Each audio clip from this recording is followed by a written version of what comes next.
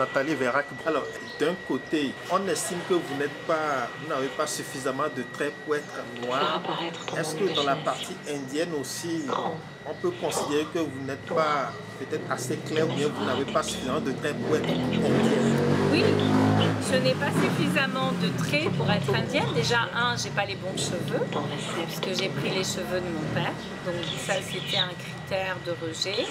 Pour la partie indienne, mon nez est trop gros, toute petite. Ma grand-mère tirait sur mon nez pour que j'ai pas le nez aussi épaté que mon père. Ah oui. Donc oui, on peut traverser l'existence et puis décider que bon, voilà, ça fait partie de mon histoire. Mais chaque moment, chaque geste est d'une violence sans nom. Et je crois que c'est important en tous les cas, c'est mon rôle d'artiste, je trouve, de prendre position et de le dire et de le partager avec tout ce que ça a de complexe, de partager sa propre histoire.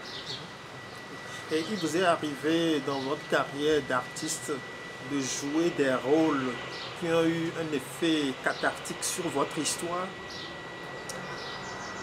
Oui. Il y a eu beaucoup de rôles qui ont eu cet effet-là, parce que je pense que chaque rôle, c'est comme m'asseoir avec vous, c'est une rencontre avec une écriture, avec un metteur en scène et avec un rôle à incarner, et que ça vient bouger. Moi, j'essaye de ne pas jouer de façon factice, de vraiment devenir le personnage. Donc, le trouver, avoir envie de lui poser mille et une questions.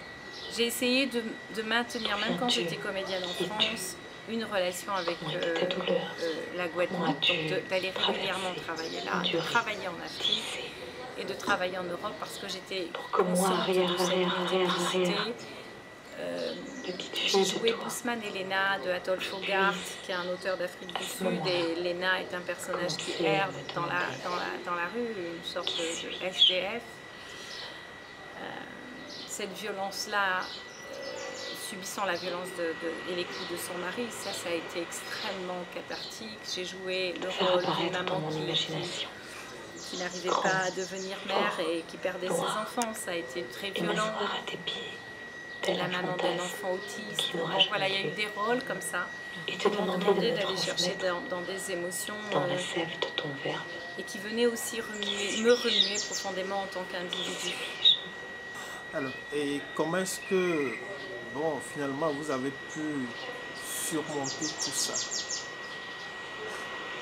Je crois, je dirais quand même qu'il y a la grâce divine qui nous aide et nous accompagne au travers des rencontres. Il y a eu beaucoup de rencontres dans ma vie, notamment les personnes qui m'ont transmis le théâtre. Feu Sotigi Kouyaté, qui était ce grand acteur du Burkina Faso, qui m'a transmis de façon traditionnelle pendant des années, c'est-à-dire vraiment par la parole, en s'asseyant avec lui. Il m'a aidé à regarder mon histoire autrement. Il y a eu Feu Philippe Adrien, qui était un metteur en scène qui posait tout son travail sur le mouvement psychanalytique et qui m'a aidé. Il y a eu aussi un long mouvement, enfin j'ai fait une longue analyse, une longue psychanalyse, et du coup ça m'a aidé à me réconcilier avec moi-même. La psychanalyse? Oui, pour me réconcilier avec moi-même. Autrement, bon, vous avez grandi peut-être avec une sorte de manque de confiance en vous, d'estime en vous. Et peut-être est-ce que le syndrome de l'imposteur vous a habité aussi? Oui, beaucoup. Je me suis sentie jamais légitime en fait, à exister, puisque sur aucun des territoires, je ne pouvais être reconnue comme appartenant à ce territoire. Donc j'avais une mauvaise estime de moi, j'avais peur beaucoup du rejet, des comportements pour éviter le rejet. Voilà, beaucoup de déchirures qui n'ont pas été faciles. Et ces chemins faisants, et les rencontres et la vie qui m'ont aidé à m'apaiser doucement. Et c'est peut-être ma mission aujourd'hui, après 30 ans de métier, que de partager avec certaines personnes qu'il y a des chemins. Voilà. On a eu un panel samedi et j'étais touchée par beaucoup de jeunes filles à la fin qui m'attendaient. pour dire que finalement elle aussi traverse ça. Ils sont métis ou bien c'est d'autres formes de violence? Métissage et d'autres formes de violence. Mais c'est important que... Parce que quand j'étais plus jeune, je n'avais pas de modèle féminin à qui je pouvais aller raconter mes propres douleurs. Et être écouté. Et être écouté, c'est surtout ça. Tandis que là, bon, si je peux contribuer modestement à quelque chose, j'en serais très heureuse. Alors, vous avez parlé tout à l'heure en nous présentant l'expo des terres que votre père aurait rachetées. Alors, c'est pas mon père, c'est le frère de mon père, un de mes oncles, qui, en faisant des recherches, a trouvé la propriété du colon où les esclaves vérac travaillaient, étaient obligés de travailler. Et du coup, il a racheté cette propriété et pour rendre hommage, pour honorer la mémoire. Et c'est extrêmement touchant et c'est une propriété que j'aime énormément. Le concept... Mutika Patade. Voilà. Alors, Mutika Patade, ça veut dire l'inachevé en tamoul.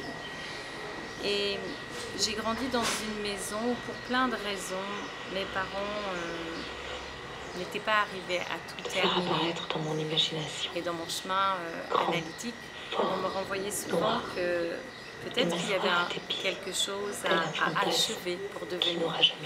Et chemin faisant, je me suis dit, est-ce que cette forme d'inachevé n'est pas la transmission réelle de mon père? C'est-à-dire que en apprenant à prendre les choses telles qu'elles sont, et pas en voulant les changer ou pas en voulant faire autrement, ou en acceptant que mon père c'est celui-là et ma maman c'est celui-là, donc mon histoire c'est celle-là, j'ai trouvé que les traumas, les formes que j'ai reçues, et notamment cette forme de laisser les choses inachevées, c'était ça mon héritage, et que j'en avais pas d'autre. Donc, accepter de devenir moi-même, c'était accepter exactement l'héritage tel qu'il s'était présenté. Et vous avez vécu un peu en Inde?